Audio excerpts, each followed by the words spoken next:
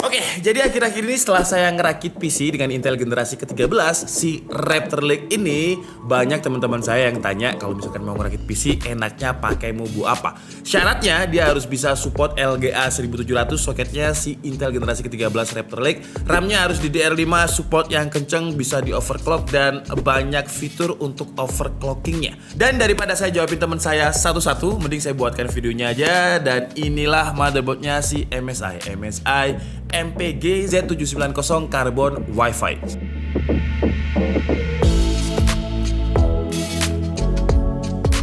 Buat kalian yang belum tahu, jadi Intel itu launching prosesor terbarunya generasi ke-13 yang kode name-nya adalah Alder Lake. Kalau launching secara globalnya udah beberapa bulan yang lalu ketika saya live sama Mas Didi Irfan, kita react untuk launching globalnya. Tapi kalau di Indonesianya sendiri baru bulan ini launching secara resminya. Nah, karena prosesor baru ini jadi komponen-komponen yang lain juga ngikutin, harus baru juga. Biar nggak ada bottleneck, biar optimal si prosesor tersebut. Salah satu komponen yang juga harus optimal kalau kita ngerakit PC adalah motherboard. Dan yang kita bahas ini namanya adalah MSI MPG Z790 Carbon Wi-Fi. Setelah sukses dengan beberapa seri MUBU yang beredar di pasaran dengan feedback yang positif di bagian interface BIOS yang mudah digunakan buat overclocking dan fitur-fitur yang ada di MUBU ini juga user friendly banget. Jadi motherboard yang kita pakai di PC ini, buat yang belum nonton, saya highlight speknya sedikit aja lah ya. Jadi di sini kita pakai prosesor Intel generasi ke-17 Raptor Lake, RAM-nya pun juga DDR5 dengan speed 5800 MHz. Intinya ini adalah komponen-komponen baru di mana motherboardnya pun juga harus support biar nggak ada bottleneck, biar optimal. Nah, MSI sendiri dia punya 3 seri kalau untuk di motherboard seri premiumnya. Jadi kelas premium paling atasnya sendiri tuh ada seri yang namanya MEG. Kelas mid-nya atau tengahnya yang kita pakai untuk merakit PC ini namanya adalah MPG. Kalau seri entry levelnya di kelas premium itu adalah MAG. Walaupun ini seri mid atau seri tengahnya dari seri premium MSI ya, MPG, tapi secara desain dia masih kelihatan fleksi banget. Warnanya itu hitam agak abu-abu, agak industrial walaupun namanya karbon tapi nggak ada bahan material karbon di sini. Dan warnanya ini menurut saya simple, dia nggak terlalu banyak RGB. Jadi kalau misalkan casing kalian mungkin berbeda warna dengan casing saya yang hitam ini, mau warna apapun karena warnanya dia itu hitam, warna-warna netral, terus desainnya juga industrial, masih masuk-masuk aja walaupun kita pakai casing yang warnanya berbeda-beda. Terus di bagian MUBU-nya juga ada signature atau ciri khasnya MSI, logo MSI yang bisa menyala RGB, dan logo RGB-nya ini bisa kita custom lewat MSI Center yang nanti akan kita bahas lebih lah, karena MSI Center ini bukan hanya untuk customisasi RGB logo aja. Motherboard ini adalah tempat semua komponen ya, kalau kita analogikan ya dia kayak dapur lah. Kalau dapurnya bersih, kalau dapurnya bagus, kerja masak itu akan lebih cepet. Nah, si MSI MPG Z790 Carbon Wi-Fi ini untuk urusan panas yang berlebihan dia udah di cover sama heatsink, dan di heatsinknya juga udah dikasih thermal pad juga. Contohnya kayak slot M.2 di sini dia ada 5. Jadi ada 4 slot M.2 PCIe Gen 4 dan ada 1 slot M.2 PCIe Gen 5 yang masing-masing itu udah ada thermal padnya. Jadi kalau saya ibaratkan dapur, masing-masing kompornya itu udah ada exhaustnya untuk membuang panasnya biar lebih adem. Tapi SSD M.2 Gen 4 itu kan mahal ya. Di PC yang saya rakit ini aja saya cuma mampu untuk naruh 1 slot M.2 SSD NVMe Gen 4. Sisanya saya pakai hard disk. Dan di MSI Z790 Carbon Wi-Fi ini kita bisa pakai hard disk sampai 6 karena ada slot buat port SATA-nya. Kalau untuk speed dari slot M.2-nya sendiri, yang Gen 5 itu up to 128 GB per second, sedangkan yang Gen 4 itu up to 64 GB per second. Terus kalau untuk slot RAM-nya dia ada 4 slot DDR5 dan speednya itu bisa up to 7600 MHz. Yang saya pakai ini speed RAM-nya ada di 5800 MHz. Jadi kalau misalkan kalian pengen ngerakit PC dengan memori RAM yang lebih kenceng lagi speednya, bisa. Terus yang enak lagi, kita juga bisa meningkatkan speed memori RAM-nya menggunakan XMP atau Extreme Memory Profile. Jadi kita bisa meningkatkan speed memori di atas kemampuan standar memori RAM yang kita pakai. Jadi gampangnya, memori RAM saya ini kan 5800. Dengan fitur XMP-nya motherboardnya MSI, saya bisa ningkatin speednya lagi.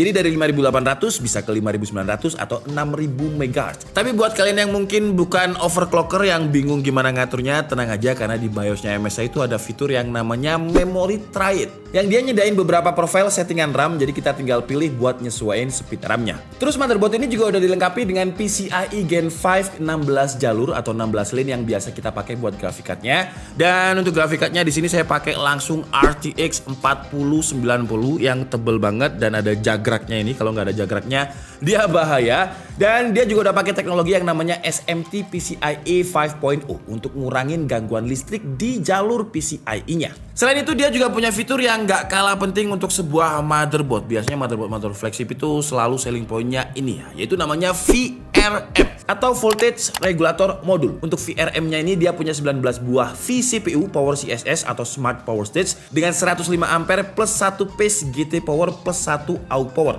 Buat kalian yang mungkin bingung dan saya harus berbahasa manusia, berbahasa sederhana, gampangnya VRM ini adalah sekumpulan komponen elektronika yang berfungsi untuk menurunkan voltase dari power supply ke voltase yang sesuai dengan kebutuhan prosesor. Jadi kalau misalkan aplikasi kita itu cuma butuh daya prosesor 20 watt, si power supply ini akan kirim 20 watt juga gitu. Nggak terlalu overpower, yang jatuhnya akan lebih efisien. Sekarang kita lanjut untuk bagian I/O internalnya. Kalau untuk di mobunya dia macam-macam, jadi ada slot power connector, CPU fan, pump fan, terus ada system fan, dan masih banyak lagi. Port I/O eksternalnya juga lumayan. Dia ada 8 slot USB Type A, 2 slot USB Type C, 1 port HDMI, terus ada slot antena Wi-Fi, dan juga ada port LAN, serta ada port I/O untuk audio. Ngomongin soal audio, motherboard dari MSI ini juga udah pakai Audio Boost 5. Jadi dia pakai prosesor juga untuk audionya, yang namanya adalah High Performance ALC 4080, audio prosesor yang bisa bikin output suaranya jadi lebih bagus. Jadi kalau misalkan kalian punya headset gaming, earphone ataupun audio yang udah enak tapi motherboard kalian itu nggak support Audio Boost 5 atau nggak punya high prosesor yang bagus, ya suaranya akan terkompres, suaranya akan terdengar ya biasa aja jadinya. Kalau untuk konektivitas wirelessnya, dia udah pakai Wi-Fi 6E dan juga udah pakai Bluetooth versi 5.3 yang low power. Dan di dalam paket pembeliannya kita juga udah dapet eksklusif magnet antena Wi-Fi yang ada di atas itu. Setelah kita bahas port dan juga desain serta apa aja yang ada di motherboardnya, sekarang kita bahas fitur-fitur dari MSI Z790 Carbon Wi-Fi ini. Pertama kita bahas urusan BIOS dulu ya. Menurut saya BIOS-nya ini user friendly banget, gampang untuk diotak-atik. Fitur-fitur yang ada di BIOS-nya ini juga lengkap. Tampilannya simple, buat kalian yang mau overclocking kita juga bisa setting lewat BIOS-nya. Contohnya, semisal kita mau overclocking memorinya, kita bisa setting cuman dengan satu klik di XMP atau Extreme Memory Profile-nya. Dan kalau kita bingung buat nentuin settingannya dan kita mau coba-coba buat naikin speed memorinya lagi, kita bisa eksperimen di Memory Try It. Di BIOS-nya ini kita juga bisa overclocking prosesornya dan banyak yang bisa kita otak-atik. Tapi kalau misalkan kalian males lewat BIOS, kalian bisa langsung masuk ke Windows-nya aja dan pakai tool dari MSI yang namanya adalah MSI Center. Jadi di MSI Center ini kita bisa hardware monitoring dan di aplikasi ini juga banyak fitur kayak Mystic Light. Jadi kalau misalkan kalian punya keyboard, mouse, terus apapun yang MSI, yang RGB, yang support Mystic Light, itu kalian bisa sinkroniskan dia dengan warnanya biar sesuai dengan kemauan kalian. Terus ada sistem diagnosis buat mendiagnosa kalau mungkin ada masalah di PC-nya, ada user skenario buat ngesetting mode dari CPU dan juga fan-nya. Oke, jadi cukup untuk pembahasan dari fitur-fiturnya. Sekarang kita cobain gimana performanya dia. Jadi kita coba stress test CPU dan motherboardnya dulu. Dan seperti biasa kita pakai Cinebench R23 full load, dan kalau kita lihat di sini di bagian suhu VRM-nya ya, yang paling tinggi itu hanya di 58,5 derajat Celcius. Itu dingin sih ya, di bawah 60 itu dingin banget, padahal ini udah kita stress test banget. Dan untuk rata-rata suhunya dia ada di 48,1 derajat Celcius. Oke lah, jadi mungkin cukup segitu aja video dari MSI Z790 Carbon Wi-Fi ini. Jadi buat teman-teman saya yang mungkin pengen, dan kalian juga yang pengen ngerakit PC dengan Intel generasi ke-13, soket LGA 1700, RAM DDR5 yang kenceng sampai 7600 MHz, serta ada banyak slot M.2, Gen 4 dan juga Gen 5, ya MSI Z790 Carbon Wi-Fi ini bisa menjadi salah satu pilihan yang menarik. Kelebihannya selain itu tadi, dia juga punya heatsink dan thermal pad biar tidak panasnya itu terpusat di satu titik. Terus secara konektivitas juga lengkap, portnya lengkap, terus Wi-Fi-nya 6E, Bluetooth-nya juga udah versi 5.3. Kalau untuk kekurangannya menurut saya ya di harga sih. Harganya ini lumayan mahal walaupun ini bukan seri high-nya MSI, bukan seri MEG. Harganya itu ada di kisaran 8 juta rupiah. Tapi kalau misalkan kalian memang pengen ngerakit PC yang bener-bener Raptor Lake, ya harus ngikutin sih ya. Jadi komponennya itu harus benar-benar yang optimal. Jangan pakai RAM DDR4, jangan pakai MUBU yang terlalu lama juga. Harus sering-sering update BIOS juga biar dapat fitur-fitur yang lebih optimal dari motherboardnya. Yang saya suka dari motherboard MSI ya BIOS-nya user friendly, terus juga ada toolnya banyak dari MSI Center, kita bisa pilih banyak banget menu di situ. Jadi intinya kalau misalkan kalian mau ngerakit PC yang kenceng ya salah satu komponen yang agak nggak bisa dikompromi ya motherboard ya, karena istilahnya dia adalah dapurnya, tempat kita untuk memasak. Oke, saya Andika Stabudi and see you on the next video. Bye bye.